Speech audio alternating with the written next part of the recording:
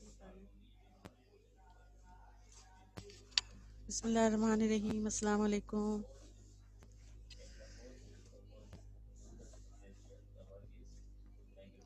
حدیث نمبر 16 ہم نے سمجھی تھی۔ آج ہم حدیث نمبر 16 کا سوال ہے، اس کا جواب لکھنے جا رہے ہیں۔ ٹھیک ہے، سوال لکھیے۔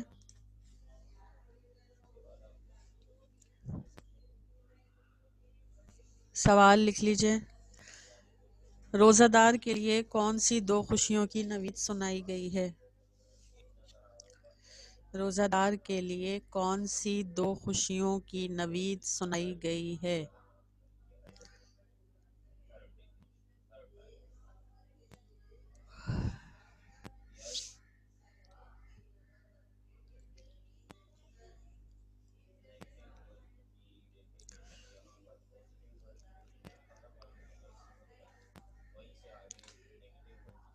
جواب لکھیں۔ رسول اللہ صلی اللہ علیہ وسلم نے فرمایا، رسول اللہ صلی اللہ علیہ وسلم نے فرمایا ہے،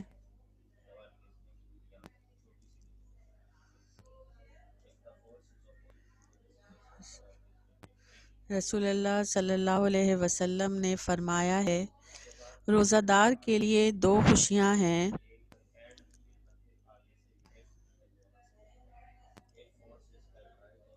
روزہ دار کے لیے دو خوشیاں ہیں، ایک خوشی اس کے افطار کے وقت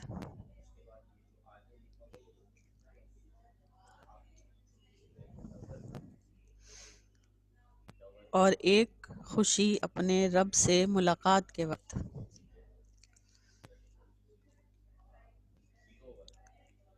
ایک خوشی، روزہ دار کے لیے دو خوشیاں ہیں، ایک خوشی اس کے افطار کے وقت اور ایک خوشی اپنے رب سے ملاقات کے وقت۔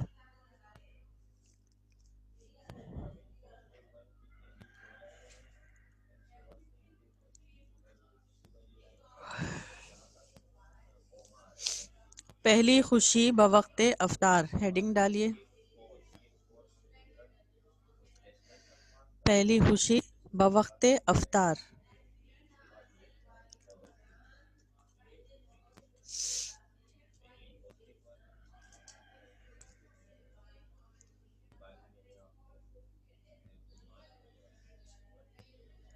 پہلی خوشی بوقت افطار۔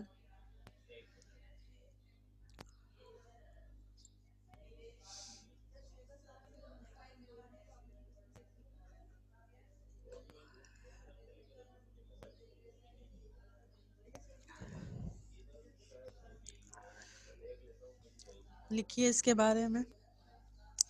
پہلی خوشی روزہ دار کو افطار کے وقت محسوس ہوتی ہے۔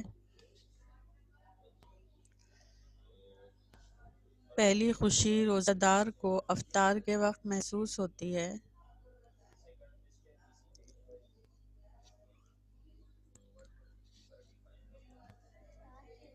محسوس ہوتی ہے۔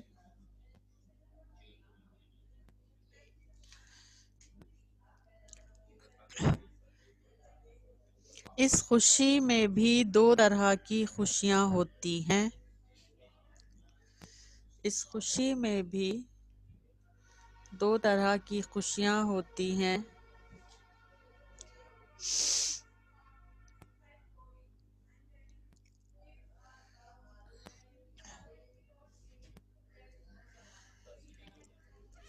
ایک تو سارا دن بھوکا پیاسا رہنے کے بعد،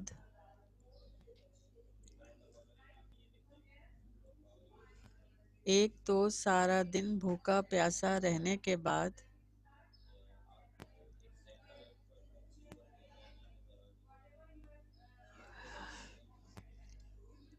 جب افطار کرنے کے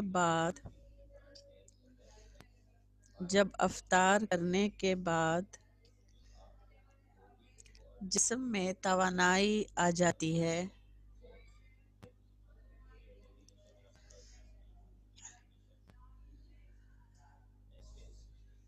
جسم میں توانائی آ جاتی ہے اور یہ خیال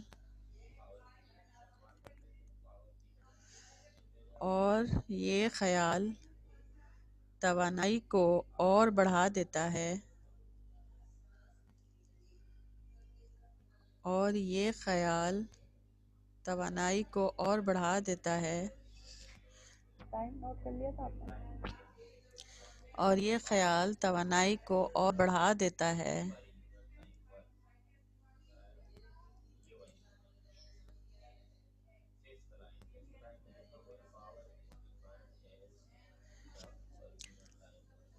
کہ اب سحری تک کھانے پینے کی مکمل اجازت ہے،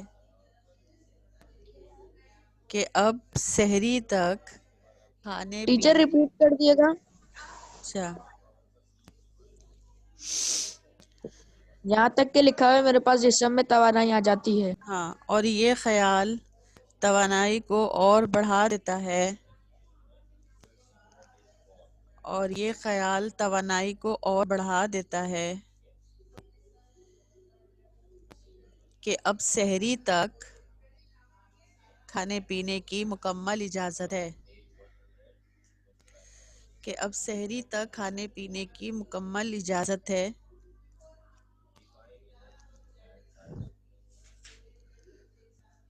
اور جو روحانی خوشی انسان اس میں محسوس کرتا ہے،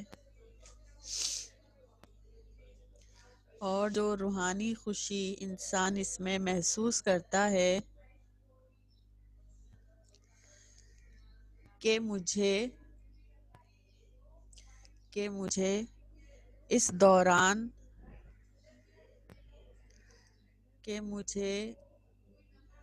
دوران اس خالق کائنات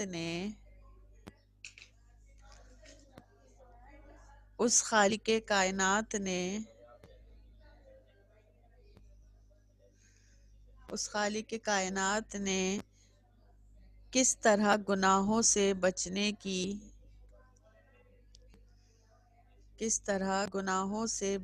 کی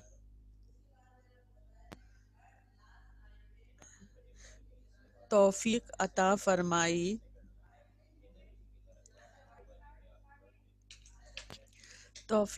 فرمائی، مجھے اچھائی پر ثابت قدم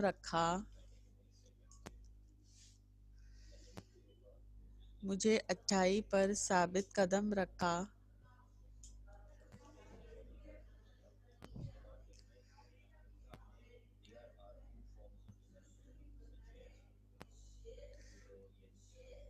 میرے سامنے کھانے پینے کی اشیاء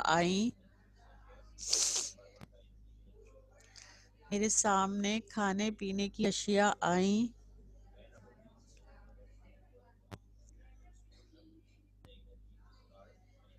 لیکن میں اس سے بچتا رہا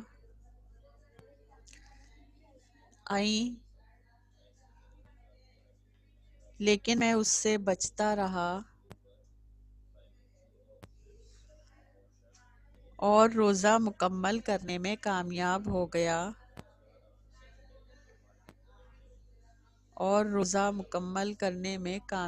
گیا، ان دونوں خوشیوں کے امتزاج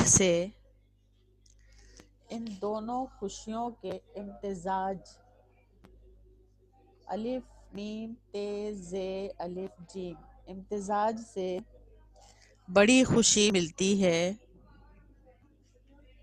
امتزاج سے جو بڑی خوشی ملتی ہے، ان دونوں خوشیوں کے امتزاج سے جو بڑی خوشی ملتی ہے اسے حدیث میں افطار کی خوشی کہا گیا ہے، اسے حدیث میں افطار کی خوشی کہا گیا ہے۔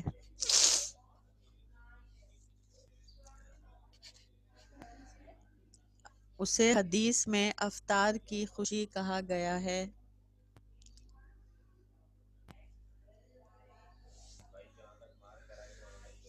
حدیث ہے کہ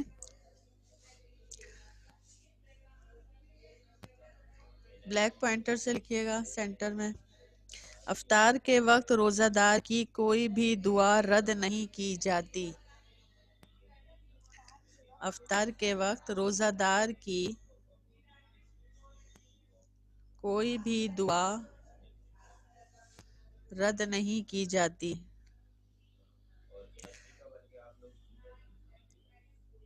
ابن ماجہ،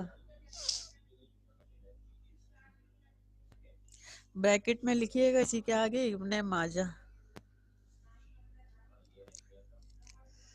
اب دوسری خوشی کی ہیڈنگ ڈالیں، دوسری خوشی بروز قیامت۔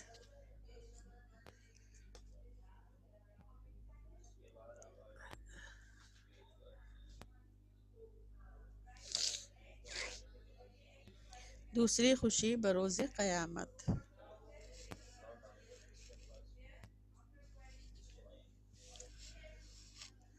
حدیث مبارکہ کے مطابق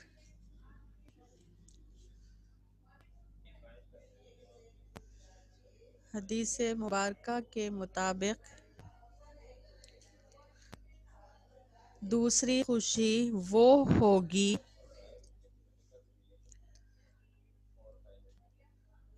دوسری خوشی وہ ہوگی جو خدا سے ملاقات کے وقت ہوگی،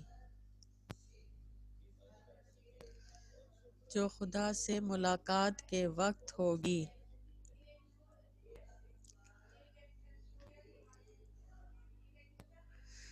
اللہ تعالیٰ روزہ دار سے قیامت کے وقت ملاقات کریں گے، قیامت کے وقت ملاقات کریں گے، اور یہ خوشی ایسی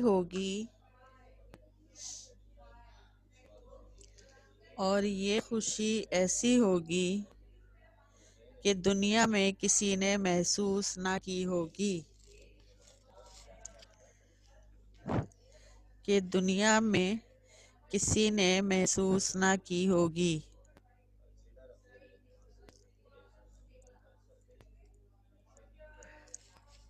اللہ تعالیٰ کا وعدہ ہے کہ روزہ میرے لیے ہے،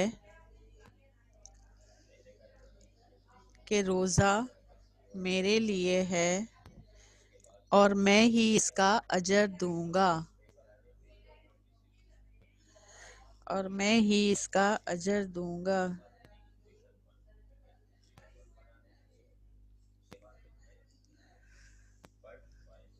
اللہ تعالیٰ روزہ دار کو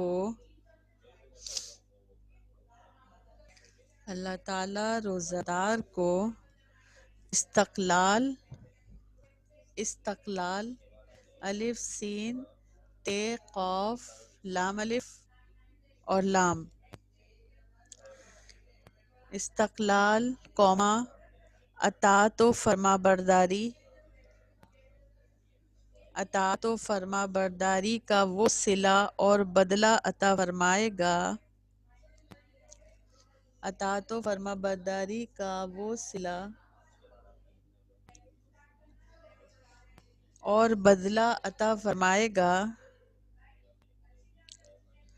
جو روزہ دار کے وہم و گمان میں بھی نہ ہوگا۔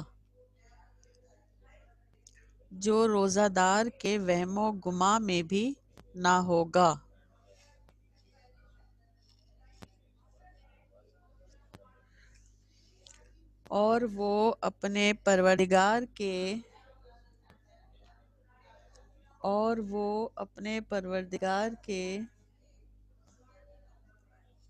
انعام و اکرام پر بہت خوش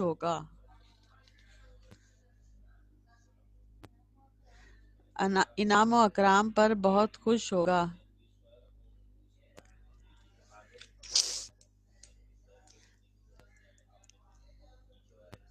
حدیث ہے کہ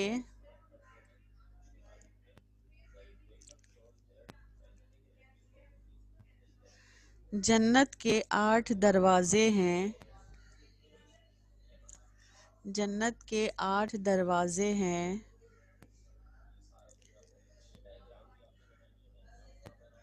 ان میں سے ایک دروازہ باب الریان ہے، ان میں سے ایک دروازہ باب الریان ہے،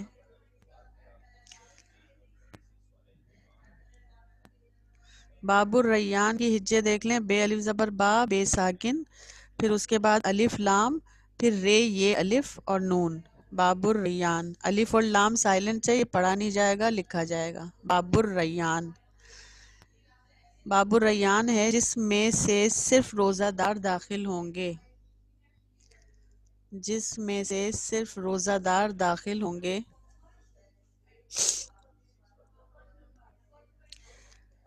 جب تمام روزہ دار داخل ہو جائیں گے،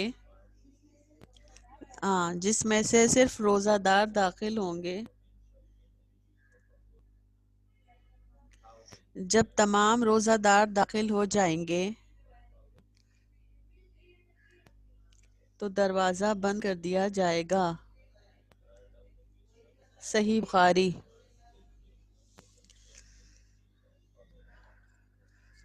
چلیں یہ ہو گیا ختم، صحیح بخاری کی یہ حدیث ہے، ریفرنس لکھ دیجئے گا۔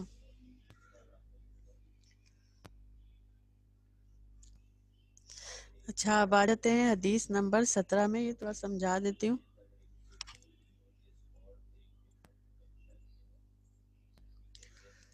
حدیث نمبر 17 ہے، من حج البیتا، یہ صفحہ نمبر نکال لیں کتاب میں پھر بتاتی ہوں۔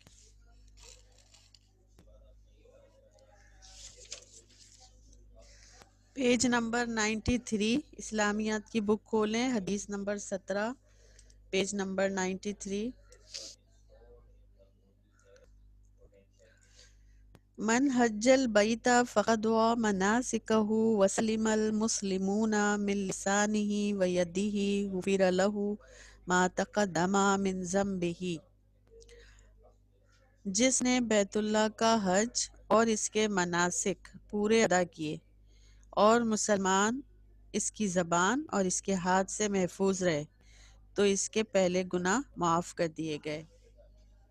حدیث رسول صلی اللہ علیہ وسلم بیان کی میں نے کہ حج جو ہے وہ اسلام کا، حج بھی ایک اہم رکن ہے، ٹھیک ہے، 5واں اور اہم رکن ہے، اور یہ ہر صاحب استطاعت پر، مسلمان مرد ہو چاہے عورت ہو، زندگی میں ایک بار فرض ہے، فرض ایک بار ہی ہے، مطلب ویسے اگر کوئی 2 بار 3 بار 4 بار جانا چاہے کر سکتا ہے، لیکن فرض صرف ایک بار ہے، جسے اللہ نے توفیق دی، وہ صاحب استطاعت ہے، اس کے پاس اتنی مال و دولت ہے کہ وہ حج کر سکتا ہے آرام سے، صحت بھی ہے، صحت اور تندرستی بھی ہے اس کے پاس، کیونکہ حج جو ہے وہ ایک بدنی بھی عبادت ہے، دوسرے یہ کہ ایک لمبا سفر ہوتا ہے اپنے ملک سے دوسرے ملک جانا، تو اگر ہماری صحت بھی اجازت دیتی ہے اور میڈیکلی طور پر اس کا جو ہے ٹیسٹ بھی ہوتا ہے، جب حج پہ جاتے ہیں نا تو پوری طریقے سے کلیئر ہو کے جاتے ہیں ہر چیز کا، کہ اس مسلمان کو کوئی بیماری تو نہیں ہے، کچھ نہیں ہے، کیونکہ وہاں پہ لاکھوں لوگ آتے ہیں اور ساتھ میں حج کرتے ہیں، تو کوئی موذی بیماری تو نہیں ہے، کوئی ایسی کوئی بیماری نہیں ہے جو جس سے دوسروں کو لگ جائے، تو پورا مکمل طور پہ چیک اپ کیا جاتا ہے جانے سے پہلے، ٹھیک ہے، تو صحت اور تندرستی ہونا بھی لازم ہے، مال و دولت بھی ہونا لازم ہے، اور یہ سب اگر موجود ہیں اور اس کے باوجود لوگ حج پہ نہیں جاتے، بعض ہم نے دیکھا ہے کہ لوگ سب کچھ ہوتے ہوئے بھی وہ اعراض کرتے ہیں کس سے؟ حج پر جانے سے، مطلب اللہ تعالیٰ بھی کہتے ہیں اپنے مہمانی کا جو شرف ہے وہ بھی کسی کسی کو بخشتا ہے۔ صاحب استطاعت ہونا لازمی ہے، صاحب صحت ہونا لازمی ہے۔ حج کے سلسلے میں جب ہم مکے میں دنیا بھر کے مسلمانوں کا ایک عظیم الشان اجتماع ہوتا ہے، دنیا کا سب سے بڑا اجتماع جو ہوتا ہے وہ حج کے موقع پر دیکھنے میں آتا ہے، لہٰذا اس بات کا اہتمام ضروری ہے کہ اس موقع پر صبر و تحمل، عفو، درگزر اور ایثار، وہاں پہ بہت سارے مواقع ایسے آتے ہیں کہ انسان اپنے کنٹرول سے کبھی باہر ہو جاتا ہے، غصہ جو ہے انسان کی فطرت میں، ٹھیک ہے، اور برداشت بھی اللہ نے ہی رکھی ہے، صبر و استقامت بھی اللہ نے ہی رکھی ہے، لیکن بعض اوقات کبھی ایسا ہوتا ہے کہ اتنے سارے لوگوں کی موجودگی میں کچھ ایسی باتیں ہو جاتی ہیں جو انسان غصے میں آ جاتا ہے، تو اس کو کنٹرول کرنا پڑتا ہے کہ ہم مقدس کام کے لیے آئے ہیں وہاں پہ، ہم ایک ایسے کام کے لیے آئے ہیں جو اللہ کے مہمان بن کر ہم وہاں پہ جاتے ہیں، تو وہاں پہ ہمیں صبر و تحمل کا مظاہرہ کرنا چاہیے، عفو درگزر سے بھی کام لینا چاہیے، عفو درگزر سے اگر کوئی ایسی بات نہ چاہتے ہوئے بھی کسی نے کہہ دی تو معافی کو اپنا شعار بنائیں، درگزر کریں، چھوٹی چھوٹی باتیں ہو جاتی ہیں اس کو درگزر سے کام لیں، اور ایثار قربانی کا جذبہ اس وقت بہت کام آتا ہے جب ہم وطن جب جاتے ہیں، ایک ساتھ ایک وطن کے لوگ ہوتے ہیں تو وہ ایک دوسرے کی مدد کرتے ہیں، ایثار قربانی کے جذبے سے سرشار ہونا چاہیے۔ یہ تمام چیزیں ایک حاجی کے اندر موجود ہوں، اپنے کسی مسلمان بھائی کی زبان سے دل آزاری نہ کی جائے، نہ ہی ہاتھ سے اسے کوئی تکلیف پہنچائی جائے۔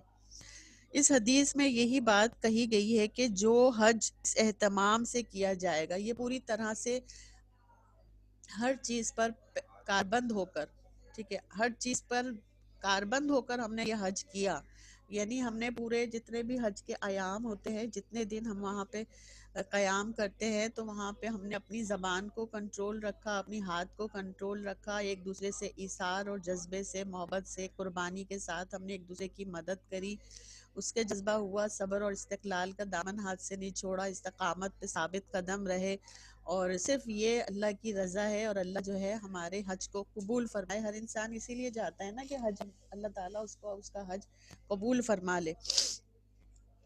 تو حج کی قبولیت کا یہ جو شرائط ہوتی ہیں، یہ سب یہاں اس حدیث میں بیان کی جا رہی ہیں کہ جس نے بیت اللہ کا حج اور اس کے مناسک پورے طور پر ادا کیے، صحیح طور پر یا پورے طور پر ادا کیے، اور اس کی زبان اور ہاتھ سے دوسرا مسلمان محفوظ رہا، تو اس کے پہلے گناہ معاف کر دیے گئے، یعنی اس کی زندگی کے جو پچھلے گناہ اس نے کیے وہ ایسا ہو جاتا ہے جیسے کہ ابھی ماں کی کوکھ سے پیدا ہوا ہو، ابھی جنم لیا ہو۔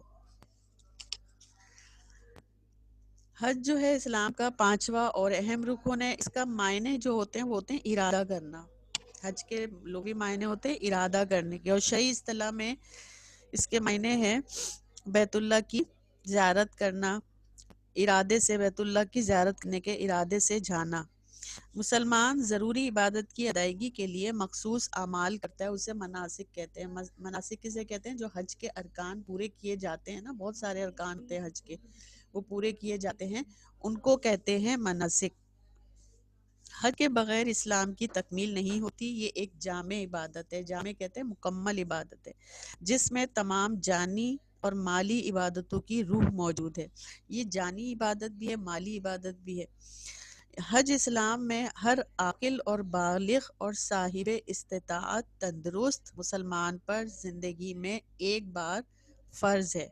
حج ہر اس بالغ مسلمان پر فرض ہے جو مکے تک آنے جانے کی استطاعت رکھتا ہو، یعنی خرچ بھی برداشت کر سکتا ہو اور جسمانی طاقت بھی رکھتا ہو۔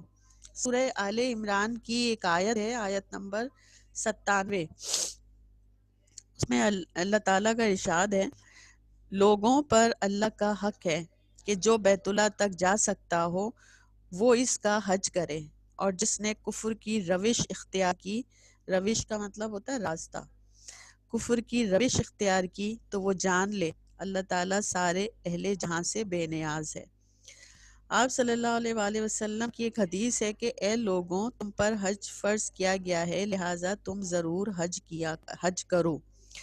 ایک اور حدیث ہے کہ جسے کسی بیماری نے یا کسی واقعی ضرورت نے یا کسی ظالم حکمران نے روک نہ رکھا ہو، اس کے باوجود وہ حج نہ کرے، تو چاہے وہ یہودی مرے یا نصرانی، مطلب اس سے کوئی فرق نہیں پڑتا کہ جس طرح یہودی اور نصرانی مرتے ہیں، اگر کوئی شخص جسے نہ تو کسی بیماری نے روکا ہو نہ کسی واقعی ایسی کوئی ضرورت نے روکا ہو، نہ کوئی ظالم حکمران نے اسے حج کرنے سے روکا ہو، تو اس کے باوجود اگر وہ حج نہیں کرتا، یعنی سب چیزیں صحیح ہونے کے باوجود، صاحب استطاعت بھی ہے، صحت مند بھی ہے، کسی نے روکا بھی نہیں ہے، کوئی ایسی نجی پرابلم بھی نہیں ہے، کوئی ایسی ضرورت بھی نہیں ہے، یا کوئی بیمار بھی نہیں ہے، اس کے باوجود اگر وہ حج نہ کرے تو چاہے وہ یہودی مرے یا نصرانی، تو اس سے کوئی فرق نہیں پڑتا، جیسے یہودی اور نصرانی مرتے ہیں اس طریقے سے اس کی تشبیہ دی گئی ہے یہاں پہ۔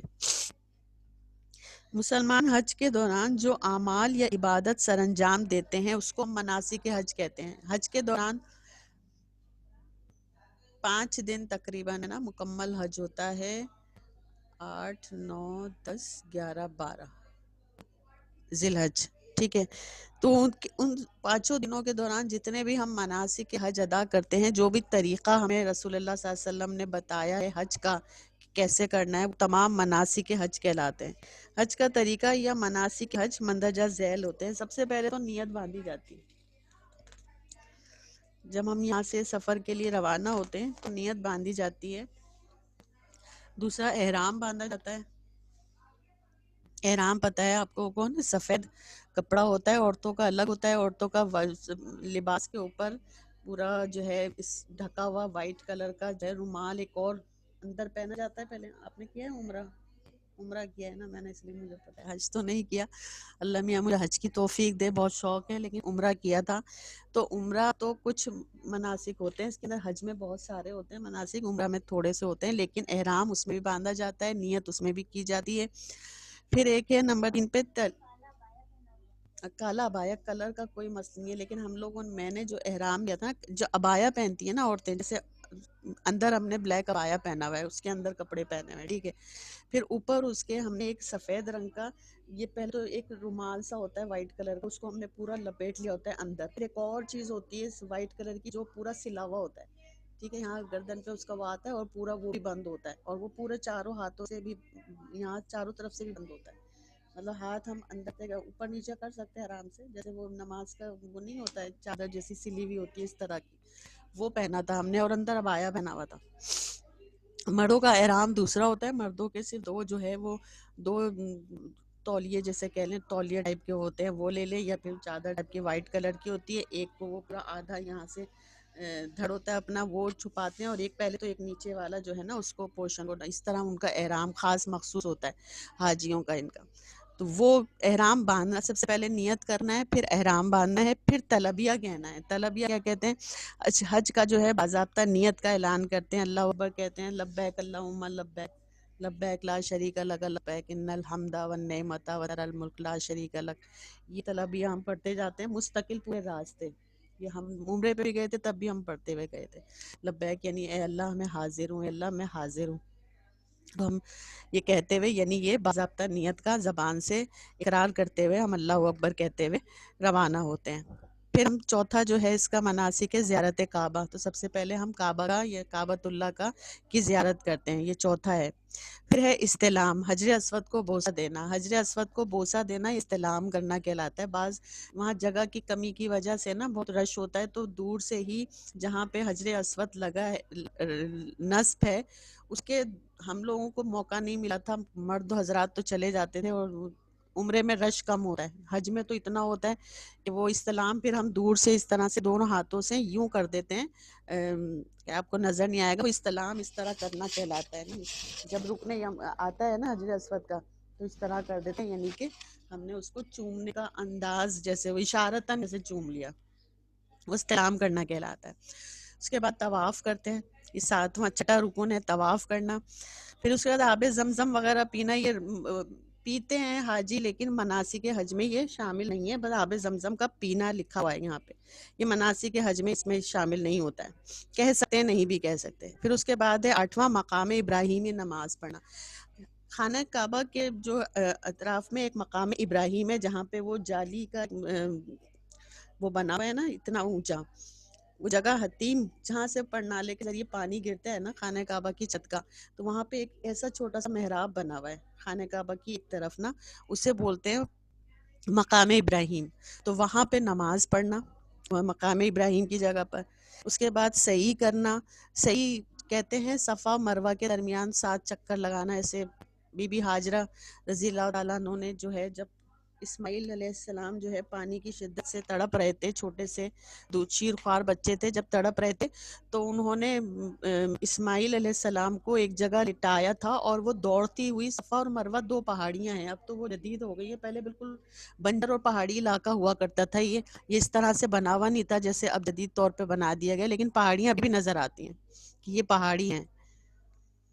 صفا مروہ کی دونوں پہاڑیوں کے بیچ انہوں نے دوڑ لگائی تھی. دوڑ کیسے لگائی تھی؟ انہوں نے بچے کو جب ایک جگہ لٹایا تھا تو پیچھے مڑ کے دیکھتی جا رہی تھی، بچے کا بھی خیال تھا، پیچھے مڑ کے دیکھتی جا رہی تھی. جب بچہ نظروں سے اوجھل ہو گیا تھا نا، وہ تھوڑا سا اس طرح سے ڈھلان میں جب لٹایا تھا تو اوجھل ہو گیا تھا، وہ ڈھلان والی جگہ پہ آئی نا. یہ صفا ہے، یہ مروہ جب وہ بیچ میں آئی تھی وہ تھوڑی ڈھلان والی جگہ تھی، مطلب نشیب والی. تو ان کو بچہ نظر نہیں آ رہا تھا، تو وہاں سے وہ تیزی سے دوڑی تھی، جلد سے جلد میں چکر لگا رہی تھی پانی کی تلاش میں، یہاں سے وہاں، وہاں سے یہاں، وہاں سے یہاں.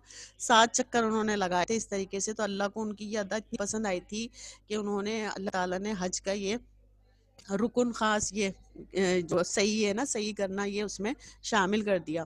پھر حضرت جو ہے اسماعیل علیہ السلام کے ایڑیاں رگڑنے سے وہاں چشمہ جاری ہو گیا تھا قدرتی طور پر اللہ کی فضل و کرم سے. تو وہ جو چشمہ ایسا جاری ہوا کہ آج تک وہ جاری و ساری ہے. ہزاروں سال سے، مطلب سینکڑوں سال سے بھی زیادہ، ہزاروں سال ہی ہو گئے تھے حضرت ابراہیم حضرت اسماعیل علیہ السلام کے دور کو. وہ پانی نہ کنواں کا پانی نہ ختم ہوا، اور نہ اور اسی طریقے سے لوگ ہزاروں لاکھوں لوگ لے کر بھی جاتے ہیں تبرک کے طور پہ پانی آب زمزم کا، لیکن وہ اسی طریقے سے جاری و ساری ہے. تو وہ صحیح کرنا کہلاتا ہے 7 مرتبہ دوڑنا صفا اور مروہ کے درمیان. پھر مینا میں قیام ہے. 10ویں مناسک جو ہے وہ ہے لازمی رکن ہے اس کا مینا میں قیام کرنا. پھر ہے وقوف عرفات. یہ وقوف عرفات وہ خطبہ جہاں پہ رسول اللہ صلی اللہ علیہ وآلہ وسلم نے ایک ہی حج کیا تھا، پہلا اور آخری سمجھ لیں. ایک حج پورا 1.25 لاکھ تک تقریباً اس میں لوگ تھے، اور انہوں نے وہ یہ تمام مناسک کر کے دکھائے تھے لوگوں کو کہ اس طرح سے حج کرنا ہے. تو اس میں خطبہ دیا تھا جس کو ہم حجۃ الوداع کا آخری خطبہ آپ نے پڑھا ہوگا 9 کی کلاس میں، سندھی میں بھی پڑھا ہوگا. حجۃ الوداع کا خطبہ کہلاتا ہے وہ. تو وہاں جو خطبہ جو ہے لازمی رکن ہے حج کا. تو آج بھی جو ہے وہاں کے امام جو ہے اس میں عرفات کے میدان میں خطبہ دیتے ہیں، اس کے بغیر حج مکمل ہی نہیں ہے. وقوف عرفات وہاں پہ حاجی، اب یہ ٹائم مجھے نہیں پتا لیکن رہنا ہوتا ہے کہ وقوف عرفات میں کہاں کب سے، جب آپ یہ حج کی کتابیں ملتی ہیں اس میں لکھا ہوتا ہے، میں نے تو خیر حج نہیں کیا لیکن یہ لکھا ہوتا ہے کہ کب سے کب تک کس نماز سے لے کر کس نماز تک یہاں ٹھہرنا ہے، کتنے وقت تک جو مینا میں ٹھہرنا ہے، قربانی کہاں کرنی ہے، یہ سب اس کے مناسک حج ہوتے ہیں. پھر ہے مزدلفہ میں رات گزارنا. یہ لازمی رکن ہے مزدلفہ میں رات گزارنے کا. پھر رمی اور جمرات اور قربانی ہے. رمی یعنی شیطان کو کنکریاں جو مارنے کا عمل ہے وہ کہلاتا ہے رمی یا جمرات. اور پھر اس کے بعد قربانی کرنا. پھر طواف زیارت. یہ کون سا ہے؟ 14واں ہے. طواف زیارت یعنی کہ خانہ کعبہ کا طواف کرنا. پھر اس کے بعد آخر میں رمی جمرات ہے، یعنی کہ پتھر شیطان کو کنکریاں مارنا رمی کہلاتا ہے. جمرات کی بڑے شیطان کو، جو 3 طرح کے شیطان بنے ہوتے ہیں، ایک چھوٹا شیطان، ایک بڑا شیطان. تو بڑے شیطان کو 7 کنکریاں ایسے ہر کوئی حاجی اپنے وہیں پڑی ہوتی ہیں وہ پہلے سے اکٹھی کر کے رکھتا ہے، اور اس کو وہ ایک بنا ہوا ہے شیطان کا، وہ بالکل شیطان نہیں ہے لیکن وہ ایک بنی ہوئی کہ یہ شیطان ہے، اس کو مارنا ہے کنکریاں. یہ کہلاتا ہے رمی اور جمرات بڑے شیطان کو. پھر اس کے بعد ہے طواف وداع، یعنی یہ آخری میں جو ہے 5ویں دن ہم رخصت ہونے لگتے ہیں، ہمارے حج کے تمام ارکان پورے ہو جاتے ہیں تو ہم دوبارہ سے طواف کرتے ہیں. وہ وداعی طواف کہلاتا ہے، الوداعی طواف ہوتا ہے وہ کہلاتا ہے. بس یہ اس کے حج کے جو ہے تمام ارکان تھے، مناسک حج کہلاتے ہیں، مناسک تھے یہ پورے ادا کرنے ضروری ہوتے ہیں. اور ہر ایک کا جو ہے 5 دن جو ہے اس کا پورا کمپلیٹ کر کے پھر حاجی جو ہے قربانی کرتے ہیں، اور اس کے بعد وہ بال وغیرہ جو بھی ہے وہ سنت کے طریقے سے وہ سر منڈواتے ہیں، اور پھر قربانی کرنے کے بعد سر منڈواتے ہیں، اور اس کے بعد یہ حج مکمل ہو جاتا ہے.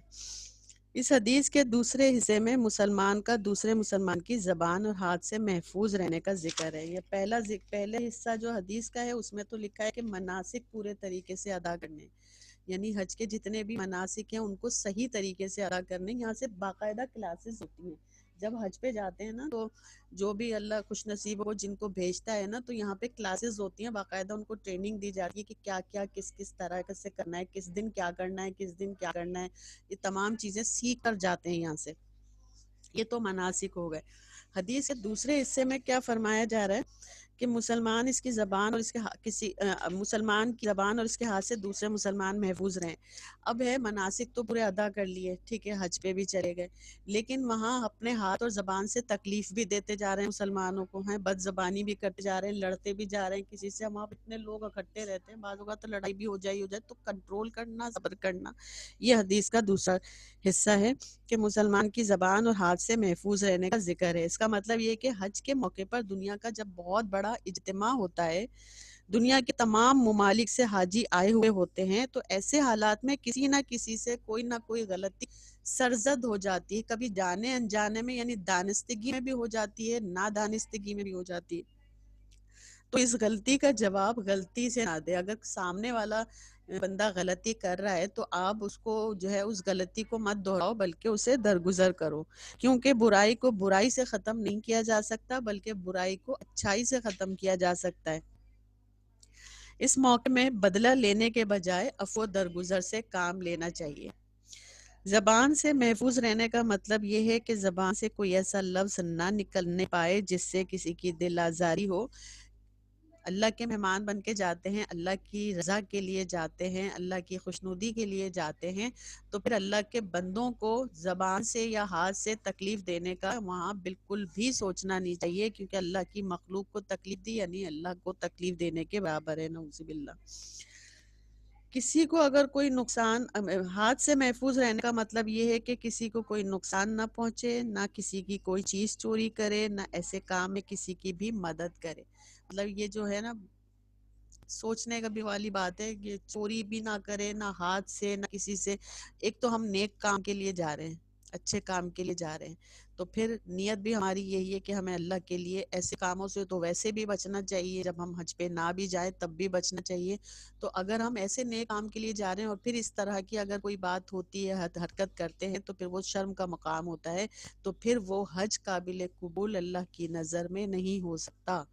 حج اللہ کی نظر میں قابل قبول تبھی ہوگا جب ہم پورے طریقے سے اس کے مناسک حج کو ادا کریں گے، دل سے اللہ کی رضا کے لیے۔ دیکھ جو بھی عبادت کی جاتی ہے نا، چاہے وہ کوئی سی بھی عبادت ہو، بدنی عبادت ہو، جسمانی عبادت ہو، کوئی بھی عبادت ہو، نماز ہو، روزہ ہو، زکوٰۃ ہو، حج، ہر ایک میں نیت دیکھی جاتی ہے کہ ہم آیا کہ یہاں پہ بھی جو ہے ہمارا سمجھ لیں معاشرے کی بدقسمتی گئی ہے کہ ہمارے معاشرے میں کچھ لوگ ایسے بھی ہیں جو دنیا دکھاوے کے لیے، دنیا دکھاوے کے لیے ان کی نیت جو ہے کچھ اور بتا ہے کہ ہم جائیں حج پہ۔ دیکھو ایک ایک نے کئی کئی حج کر رہے ہوتے ہیں، یہ دکھانے کے لیے دیکھو ہمارے پاس کتنے پیسے ہیں اور ہم حج کر سکتے ہیں، یہ کر سکتے ہیں۔